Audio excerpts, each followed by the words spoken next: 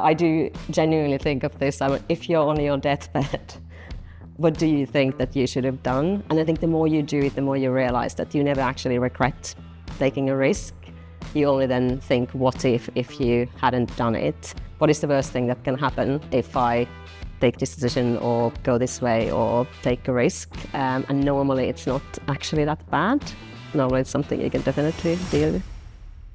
Hello and welcome to the Courageous Leaders podcast, brought to you by the Change Creators, where we strengthen leadership teams creating environments where people and profits can grow together. I'm Joanna Howes, your host, and on today's episode, we have the pleasure of speaking with Kerttu Inkeroinen. Kerttu is the marketing and e-commerce director at Lucky Saint, bringing 18 years of experience in global FMCG with brands like Kimberly-Clark and Coca-Cola, as well as scale-ups such as Union Coffee. So let's get started. Kerttu, welcome to the show. It's an absolute honour to have you here. Thank you for giving us your time. Well, thanks very much for having me, and sorry it took me so long to get the courage to come on. I have been pursuing you for a while. Yes. It's like, she's on, she's here, and I'm not letting you, we've locked the doors. You can't go anywhere. And I'd love to know, what has been a courageous moment for you today? So I was thinking about this, and firstly, I was thinking there have probably been the moments when I've been taking new leaps in my career. So I made a couple of big leaps. One was when I graduated university, and the job market in Finland was pretty dire. So then I applied anywhere in Europe and got a job in Brussels and moved there. And then a few years after, did the same thing and moved to the UK. But actually, I was thinking about it, and those times there was not so much to lose because I was young, it was the first job, it was an adventure. And probably the more courageous moment, or where I was taking a bigger risk, was when I had been with Coca-Cola for about 5 years. It was my dream job, loved the team, loved the company. And then one day I got a call from a recruiter, and they were asking if I'd be interested in a marketing director role in another big corporation. And I said, no, not really. If I'm going to be in a big corporation, then this is the place to be. And they asked me, well, what would make you move? And I really had to think about it. And that was probably the first time in several years that I was really thinking about it. I've never had a very clear career plan. And I gave them a very clear brief on, well, actually, what I'd like to understand more is how business really works, the nuts and bolts of it. So I'd like to work, if I'm leaving Coca-Cola, I'd like to work in a smaller business, like be part of the management team, really see sort of broader than marketing silo and have bigger impact on the business. And I gave a whole list of, it had to be ethical, sustainable, so there's a whole list of criteria. And they said, like, okay, that's quite a detailed brief. And they came back 9 months later, actually, saying, now we've got something for you. And it was marketing director role with Union and Coffee. And that was, at the time, sort of, people hadn't really heard of it. Small business, marketing team of one in place. And you can imagine the budgets, and that felt like a really big leap. And the pay was less, so it was a pay cut. I was single, I had my mortgage, I had just bought the flat. So it felt like a very, I guess, risky proposition. Smaller businesses, you always have a bit more worry about the financial stability. And I was umming and ahhing, and then luckily enough, I went on a holiday to stay with my parents back in Finland, and I asked my dad for advice, and he gave me a very good piece of advice, which was, well, you've got so much of your career to go for, so think about where will you learn the most. Will you learn more if you stay for next 5 years where you're at the moment, or if you go and try this? And you can always change after when you go back. And don't worry about the money if you can survive. That will come eventually. So then I took the leap. And that was probably the sort of biggest, this was 10 years ago. So I feel like working in scale-ups and startups wasn't as fashionable as it feels to be at the moment. A bit more something that people are interested in.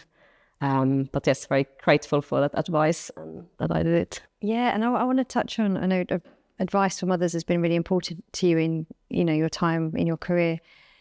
But that moment for you, like telling friends that you're leaving Coca-Cola and going to this one-person marketing, did everyone think you were crazy? Or were they like, no, this is, go for it, this is amazing?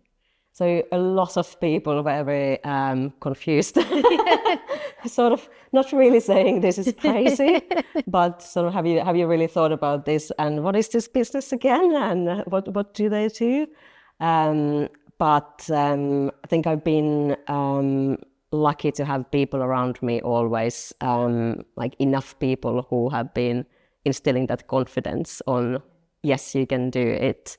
You should go and try it. And yeah, in this instance, it was my father, but I've also had many other occasions during my career when somebody's been giving me that nudge. One of the probably the most important ones was when I was working in Brussels. I was, it was an NGO, I was in a marketing job. It was a great experience, but it wasn't really going to go anywhere. And my partner at the time was saying, well, you've always talked about that you want to work for these big companies and do big marketing campaigns, so why don't you go and apply? And I said, well, why would they, like, I'm from Finland, nobody knows my education and my school, and like, why would they, I'm not a native speaker, why would they take me? And he said, well, why not you?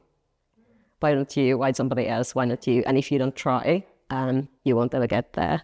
So then I applied, I made an Excel spreadsheet. I applied for all of the big FMCG companies in the UK. And I actually did get, I was selected for the Kimberly-Clark trainee graduate program, which is an amazing start for the career. So I think it's always been so important to have somebody who's in your corner and giving you that nudge when I've been lacking that self-confidence, or even that thought of, yes, it could be me, I should go and try this. And I think I remember when we were talking, it's like where I think it's your upbringing, you hadn't seen people do what you wanted to do, so to have these people in your life that could show you what else is out there and for you to go for was that kind of helped to inspire you to take the action.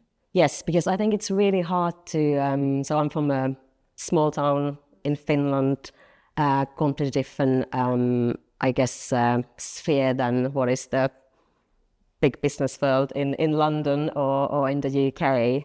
And it's hard when you to imagine where you could go and what your path there might be, unless you have people around you who can show you that. So I think that's probably in the thing that I've been trying to create for myself most, is that power of having people around you who can give you that horizon and that confidence and show you the potential and where you could go. Because hard to choose for something if you don't know what it is. Yeah, because you only know what you know, isn't it? To have that confidence. But what I'm kind of interested in as well, I think it's lovely because there's some people out there that they'll get all this advice and why not you, but they still can't take the action. What is it, do you think, kind of getting that advice and that inspiration, actually, it could be me? But what do you think is within you that helps you actually go, all right then, I'm going to do this spreadsheet and I'm going to go and apply? What helps you take action? So I've got two thoughts in my head normally. One is quite morbid, but it is thinking about myself. I do genuinely think of this. If you're on your deathbed, what do you think that you should have done? And I think the more you do it, the more you realize that you never actually regret taking a risk. You only then think, what if you hadn't done it? And the other really helpful thought is, what is the worst that can happen? So it's almost imagining, what is the worst thing that can happen if I take this decision or go this way or take a risk? And normally it's not actually that bad. Normally it's something you can definitely deal with. And has the worst ever happened, but then you realise you were still okay? So worst has not happened in the way that I also believe that once you made the decision, you can't sort of compare on the hypothetical other path, and you can just make the most of what you've done and see it in a positive way. So it's hard to compare and almost, you've done not it. worth it to compare on where I am at the moment. So not all my choices have been leading to amazing success. And sometimes I think I should have made other choices quicker, but I've never felt like it's been like the worst thing that could happen. And do you ever beat yourself up about stuff, or are you able to move forward quite quickly? I sometimes do for a while, but I try to also use it in a positive way, which is, well, I can't change the fact that I, didn't act quick enough in one instance or didn't take the choice. But then it's almost a so what? What does it mean for future? And what does it mean I need to do in the future? I try not to do lots of beating myself up about things, but I'm an eternal optimizer. So I'm always thinking something could have been better, something could have been, done in a better way, but trying to take it in a more forward-looking way. Because I like that, the internal optimist. How do you feel being the optimist has helped you in your leadership? How's that been a gift for you? Probably trying to instill some of that confidence and support into my team as well. And I do have this genuine feeling that I've been so lucky to have people who have been, whether they've been managers or partners or parents or friends who've been supporting me, to try to give that same confidence to my team. And I do actually often also say to them things like, well, what is the worst thing that can happen? We are not here, saving lives. We are not working in a hospital. So nobody's going to die if this campaign is not going to work out or something will go wrong. And you will be making the best possible choices you can with the information you've got, and you've got the capability to do this. So trying to pay that forward, maybe. As I say, that's really nice, isn't it? All that support you've had and what that did to help you push you forward, that you now can then pass that on. If you're enjoying this episode and finding it insightful, I want to take a moment and remind you, if you haven't already, to hit that like button and subscribe to the channel. It's a small action, but it makes a big difference. Not only will you be the first to know when an episode drops, but it really helps us to continue to create this content for leaders like you. And I'd love to hear from you. So if you've got thoughts, questions, or ideas, feel free to drop them in the comments.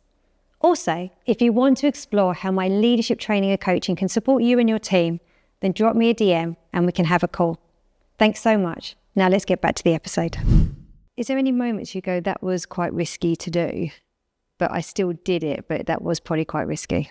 Well, probably another one is again a career and change in my job. So 2.5 years ago, well, 3 years ago, I had been in my role with Union Coffee for 7 years, and I felt like I need to change in order to push myself a bit more. When you're getting too comfortable and you're feeling like I need to push myself a bit more, and I found myself not doing it because it's actually hard when you're busy at your everyday work life and trying to think about what do you want to do next or do. So I just resigned without having another job to go to. Never done it in my life. God. Never been not working.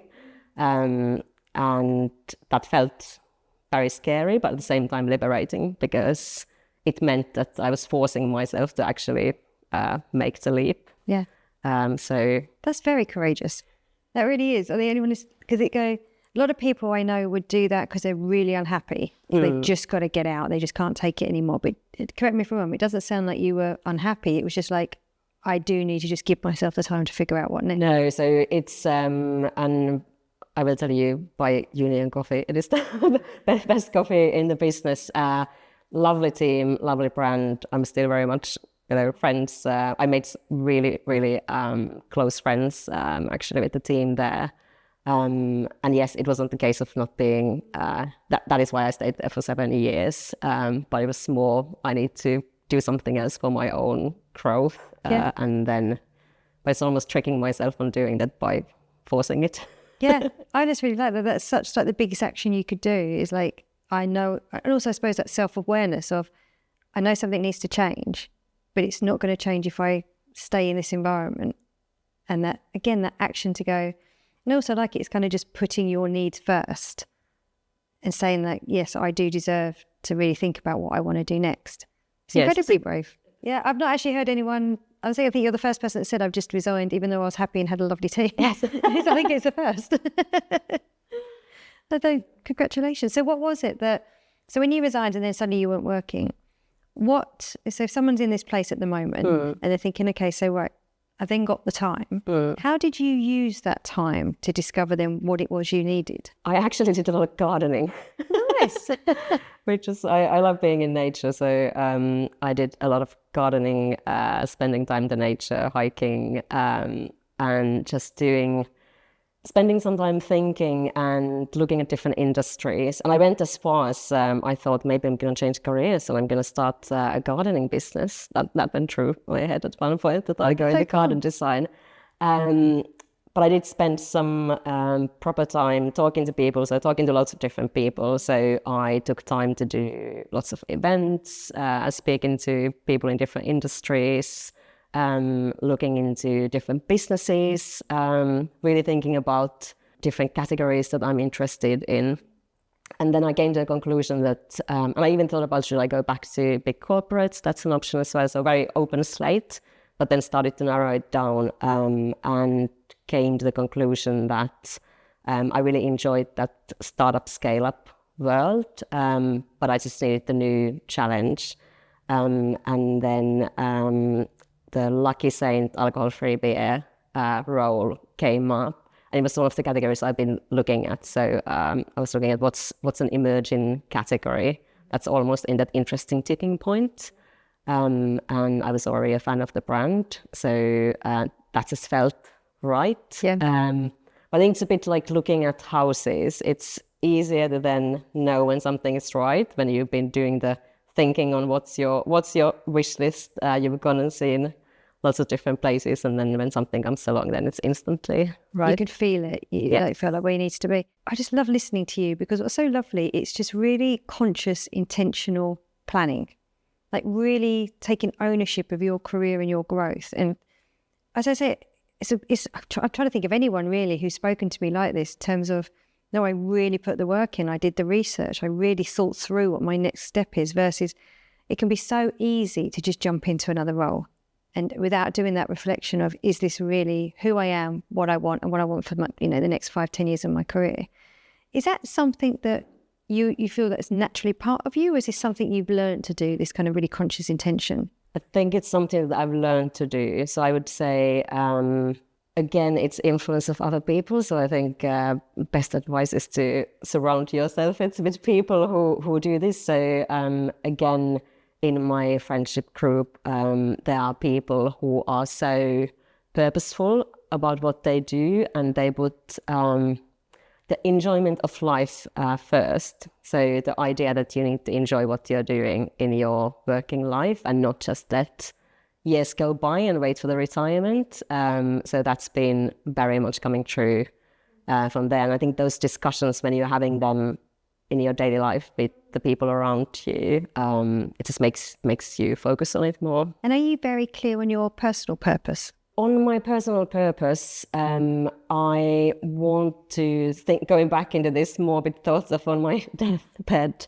I always think that I want to be happy with what I've been contributing to the society. So, for example, that is why I only choose to work on brands or businesses which are either sustainable or driving societal change in a better way, and then placing importance on your impact on other people as well. And it can be your friends and family, it can be the people you work with, but trying to, it sounds very vague, but trying to leave the world a better place. No, I like that. I'm just curious. It's just I worked with someone yesterday who feels, and actually a lot of people in this sort of 45-year-old, 50 bracket I work with, where they go, I don't know what my purpose is anymore. I've lost sight of my purpose. To find that purpose, was that something you've just always had, or did you do a bit of work or coaching to work out actually what is my purpose? I actually did some of that work when I was taking the time off in between roles. So I did a bit of the Japanese ikigai and all of that work. So thinking about what are the things I enjoy, what's close to my heart, and so I did some of that work at that point. I think it's still something that you want to probably revisit over time. And I wouldn't say that I'm some Syrian Yoda who's got it figured out, not at all. But I guess keeping consciously thinking about it every now and then. And I'm the kind of person who will every year set some thoughts and goals on what I want to figure out. Really good. And then how important is self-reflection for you? I probably try to actually do a little bit less of it than I do, because I think one of the things that impacts my confidence is the fact that I am so self-critical often, and I think self-reflecting often in easily quite a negative way on, I could have done this better, why did I do this, I should have said something nice to that person, or those kind of thoughts. So I'm trying to do less of that, and maybe do it in the more positive confidence building way. Because where do you feel you've got management of your critic at the moment, or is your critic still quite strong? Still quite strong. Yeah, going a bit personal. So please don't feel you need to answer. You want to, but is you consciously doing work to manage that critique? That is actually probably an area that I should focus on now that you mentioned. No, I think it's something that I've been discussing actually with my husband quite a lot, because he often says, I can't believe that you're so negative about all of the things that you've done, or even if something has gone quite well, I will still come with, but actually would have been even better if. So I do a bit of work on it, but probably not as much as I should. So it's curious, isn't it? Because you got what I love about your story is obviously very intentional, very conscious, very optimistic, but there's still that voice that will say it's not enough. Little critic. Yeah, it's still there. And I think we've all got one. Yeah. And it's one of the biggest things that helped me was to learn to become friends with it versus battle with it. Oh, I love that. Because the minute I would say, oh, stop it or go away, it just get louder. Yes. Because I thought it was so nice when it was framed to me as these critics, actually, the only reason they show up is to protect you. They're just trying to keep you safe. Yeah. They don't want you to leave your job when you haven't got another job. Yes. They don't want you to go and do public speaking because they're scared something will happen to you. And it's like, actually, the minute I saw them as my protector, and I just was to reassure them and let them know I was okay, yes, I found they just started to get quieter and quieter. That's what's crazy. I think sometimes it's like become friends with them versus fight them. It can make a massive difference. Yes. But yeah, I can understand your husband, because like the success you've had, and then you go, that's it. Can you celebrate for others, but just not so much for yourself? Yes. Yeah. So I think it's much easier to celebrate for others than for yourself, because you almost see the back of house. So you also see the things that you think that could have been even better, versus for others, you can celebrate the glorious outcome of something. But I love this idea of making friends with the critique. Yeah. I'm gonna take your best mate. Yeah. It's just like, like you're just going, all right, you're here. Thanks. Yeah. Thanks for showing up. I know you're just trying to help me out right now. Yeah. But you know what? I'm okay. Yeah. And in some ways, it can also help you get better, because obviously then next time you can, drives you, it makes you work harder, prep harder, and then next time you'll do better. There's always the question I always say to myself whenever it doesn't go quite as I thought, or I hear the beating up starts. And it's like, no, let's just look at what we can learn from this. What's the lesson here? What can we learn from this? And I do everything I can. Have you read Carol Dweck's mindset book? No. Okay, highly recommend it. That thing of where you go, actually, let me go into a growth mindset right now. And actually, that we just had Scott Morrison on, and it's that whole thing of reframing your thinking to like, I could sit here and beat myself up, or I could just look at all the lessons and the good. And I think it's that whole attitude I got to life is there's a gift in everything. Yeah. So even if it didn't go well, what was the gift in that I can now take forward and help me, help my team, and move it forward? So yeah, this could be a whole new area to explore. This is 2025. I've got books for you. Exactly. But no, it's a fascinating thing. You've got these, and there's only actually probably 6 people I've met who don't have these voices in their head. They just don't. They're like, what are you talking about? I'm like, I thought everyone had one, but the majority do. And I think also when we realise that the majority do have them, it's like, it's quite normal. Yes. We can do this. Just a quick pause to ask for your help. We receive wonderful messages on how the podcast is supporting you as leaders and helping to normalise the challenges you face. To help us reach and support more leaders, we'd love your help. If you haven't already, please can you follow or subscribe on the platforms you watch or listen to us on, as it makes a huge difference. Thank you so much. And now let's get back to the episode. Changing tact a little bit in terms of, probably where your critic actually did show up a little bit is you believing that you deserved your seat at the table. Can you talk me through some of those experiences you had where you didn't really feel like, say maybe it's a bit of imposter syndrome, but you were like, oh, am I this? I'd love to hear some stories there. So probably I would say throughout my career, and I feel like almost every time when I've been promoted or taking on a new role, almost, especially at the start of my career, almost feeling like, "Ooh, how did I get there?" Like I've snuck in somehow without nobody noticing, and almost feeling like you somehow need to work really hard to earn your seat, so everybody else is somehow got some magic that you don't. And it's quite hard because you work on it and you get better at it, but then you always slide back into it. So it's something that I consciously have to talk myself out of. And I think I also read somewhere that 80% of marketeers, based on the latest research, are feeling imposter syndrome. I was thinking about why is that, and maybe it is partly because I think marketing is one of those roles and careers where you can never really master it because there's no exact science to master, and it changes so much. You never feel like you are on top of everything. You almost all the time feel like there's a new thing that you haven't heard of or you don't know in depth and detail. So it's almost becoming comfortable with that, but that's a constant thing that is in my head. So comfortable with just not knowing. You can't know everything. Exactly. I've got a great example of, I guess, it's how difficult it is to feel like you've got your seat at the table. During COVID, obviously, lots of businesses turned into e-commerce.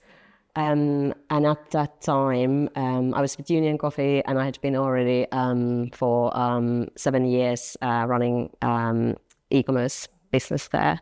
And I was asked to speak on a panel. And I said, are you sure you want me in that? I've only done this for 7 years.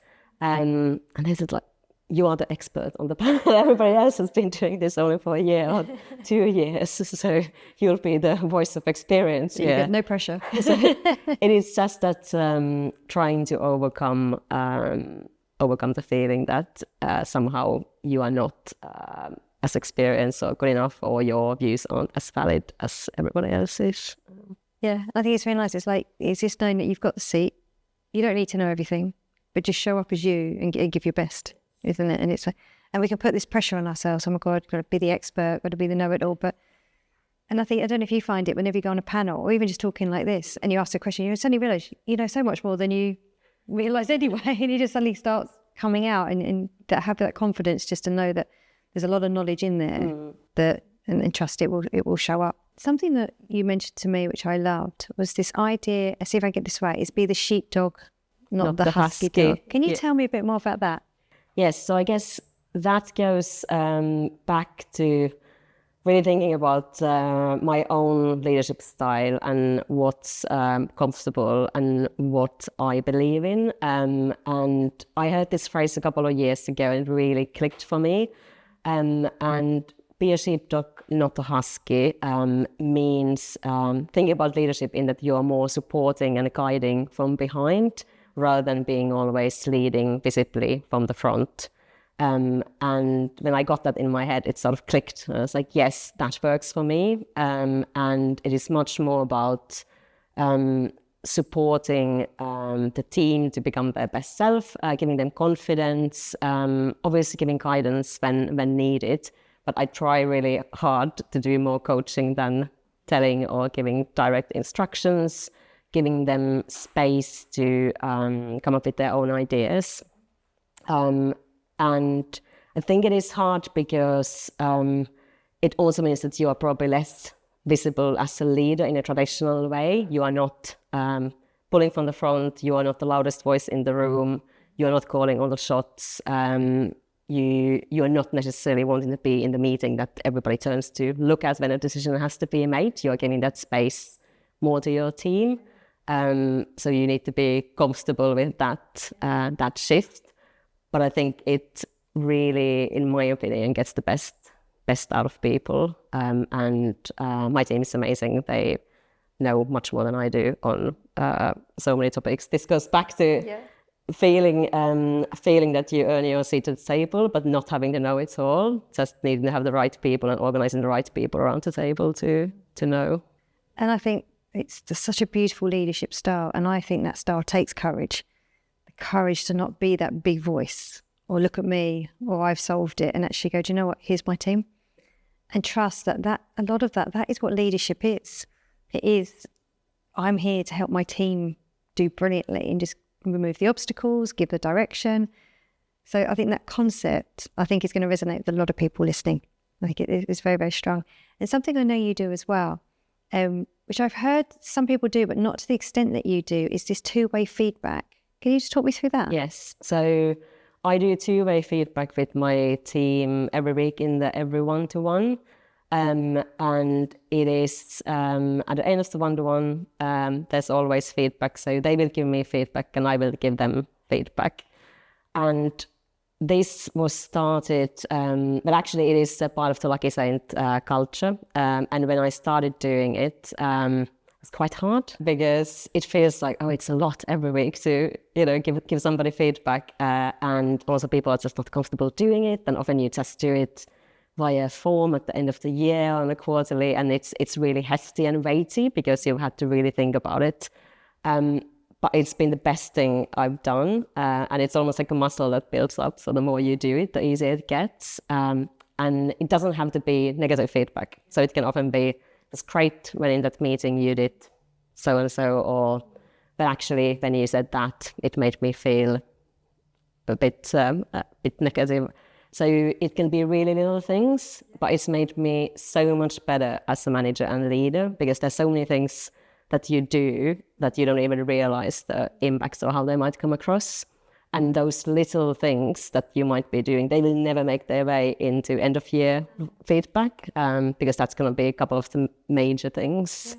And you can course correct straight away. You can just say like, oh my God, I have no idea that this is going to make you feel in that way. And I'm going to, And you're catching it, you say, in the moment. Yes. So the context is real, the emotion's real, because it's live feedbacks, and also probably still within a time frame where something can be done about it. What do you find in terms of, do you find it easier to give feedback or receive feedback? I find it much easier to receive feedback. So I've always loved getting feedback because I genuinely believe that it will make you better. I find it harder to give feedback. Obviously, positive feedback is very easy to give, but more on the growth areas. And actually, it's been really helpful for me as well to have those conversations. Then you get more used to it. And like I was saying, it doesn't feel so weighty. So when you say it in the moment, in the week, it is much easier than when it's been 3 months later. Yeah. I remember like being in relationships and saying, well, 3 months ago you did this. And exactly. I'm like, what? I don't know what I'm Still doing. thinking I can't about remember that. Seriously. But I also see it quite interesting. If you notice with the people you're giving feedback, have you noticed some people have had to build the muscle with receiving feedback? Because like managing the defensiveness or to try and come back and justify, has that been something people have had to work on? Yes, so I've definitely seen changes in that. So I think that's building up over time as well. And I would say it probably normally takes up to a year for it to become really a natural part of the process. But again, I think at one point you will need to have those discussions, and it is generally so much easier to have it on a weekly basis. And I think that's so important what you've just said. It can take a year to really embed this into the culture and people to feel comfortable with it. Because I think so many people try these initiatives and then after 2 months give up. They said, no, this is quite a fundamental change that human beings need to get used to. And you say build the muscle for giving and receiving. So yes, anyone listening, commit. It's not a fad, because I'd love to know, is there just like one small thing that you've had in feedback you go, Giselle, that was so helpful that I found that out? Probably once my head of brand was now on maternity leave, but she's been the most, I think, generous feedback giver. And she's often giving me feedback on how things that I may be saying in a team meeting or not sharing enough information that the more junior team members are not clear on direction, or something needs to be clarified more, or something's come across in an incorrect way, which is just a complete something that I would be missing and I haven't even thought of. It wouldn't even occur to me. And she's often picked up on those. So there's small things, but I think actually accumulatively make a huge difference. And they're also things that are so easy to correct because they are. And as you said, it's so important because you wouldn't see it. So your head of brand's been a really lovely mirror. Yes. To say, just so you know, there wasn't enough context or clarity. Exactly. I could see it didn't land. You're going to need to repeat. Yeah. What a gift. Yeah. And what a lovely thing that you actually prioritise the time to do this, because unfortunately still so many one-to-ones get cancelled in diaries, but this seems to be so embedded in your culture. So yeah, I'm just hoping a lot of people take this on board. And it is hard, so not being perfect on this. So when we started, there was definitely then a moment when we did it, then it dropped off, and I was like, no, we'll get back on it, and you need to go back at it. And now I'm actually thinking about, instead of having it at the end, to move it to the very start. So to make sure that you always have you start the week slot. with it, you don't run out of time. Yeah. That's a really lovely thing. And what I love there is your adaptability, and that you don't give up just because there was a setback. You just keep going until you change the approach until it works. So many literally nuggets of advice in this episode. I'm loving it. Thank you so much. And I'd love to know, before we close, is what advice would you give to your younger self? I would probably just say have more confidence in yourself and take those risks, and surround yourself with people who can build that confidence and support you. I feel like I've done that, but I could have maybe done that quicker and even embrace it sooner. And so it's maybe more consciously. Yes. But I think sometimes you don't know till you reflect to go, that was the thing that really helped, isn't it? But yeah, so people listening, consciously think about your network and who's around you that can help. And is there anything we've missed that you'd like to share with the audience, or any message you'd like to reinforce? I feel like we've probably covered everything. We went right through, didn't we? Well, it's an absolute joy. Thank you for joining us. I think you've got such a courageous journey, and it's such an inspiring journey. And on this podcast, we don't normally talk about the work or mention campaigns, but I do want to say congratulations on the Lucky Sand campaign. It's one of those that it catches my eye every single time, and I think it's just absolutely brilliant. So congratulations on everything you're doing. Very, very powerful conversation. Thanks so much. That is a pleasure. And thank you for everyone listening, and we'll see you next week. If you've been loving our Courageous Leaders podcast, please can I ask you to subscribe to our YouTube channel. Your support helps keep the quality content coming and reach listeners like you that we can then really, really help. We fund this podcast ourselves, so to have your support means that we can keep delivering week on week. Thank you.